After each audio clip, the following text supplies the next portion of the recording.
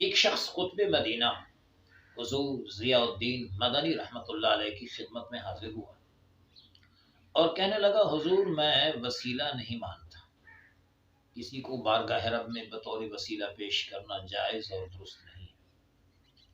ہاں، کسی عمل کو وسیلے کے طور پر بارگاہ الہی میں پیش کیا جا سکتا ہے۔ نماز، روزہ، حج، زکوٰۃ، تلاوت، تہجد کو وسیلہ بنا کر بارگاہ رب میں التجا سوال کیا جا سکتا ہے۔ انہیں ذات کا وسیلہ بنانا جائز نہیں، اعمال کا وسیلہ بنانا جائز ہے۔ حضور قطب مدینہ رحمہ اللہ غور سے اس بندے کی گفتگو سن رہے تھے۔ جب وہ خاموش ہو گیا اور سوال اس نے ختم کیا، آپ نے فرمایا، یہ بتائیں کہ آپ جس عمل کو بطور وسیلہ بارگاہ الہی میں پیش کر سکتے ہیں بقول آپ کے، اور ذات کو بطور وسیلہ بارگاہ رب میں پیش نہیں کر سکتے، یہ بتائیے آپ کے اعمال بارگاہ الہی میں قبول ہیں کہ نہیں؟ اعمال کا مقبولۃ ام لا؟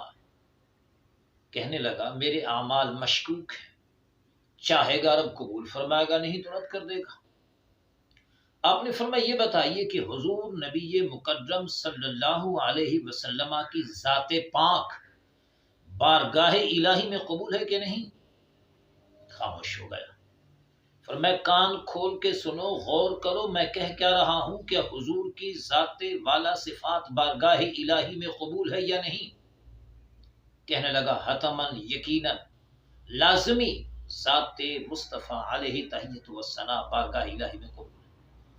فرمایا، آپ ذرا یہ تو سوچیں کہ جن اعمال کی قبولیت میں تجھے بھی شک ہے اسے تو وسیلہ پیش کر سکتا ہے، اور جس ذات پاک کی قبولیت میں کسی کو شک نہیں، کیا اس ذات پاک کو بارگاہ الہی میں بطور وسیلہ پیش کرنا ناجائز ہے؟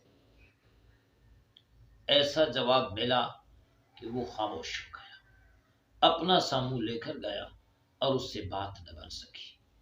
معلوم یہ ہوا کہ اللہ کا کوئی نیک بندہ ہو یا نیک عمل ہو، دونوں کا وسیلہ بارگاہ الہی میں پیش کیا جا سکتا ہے۔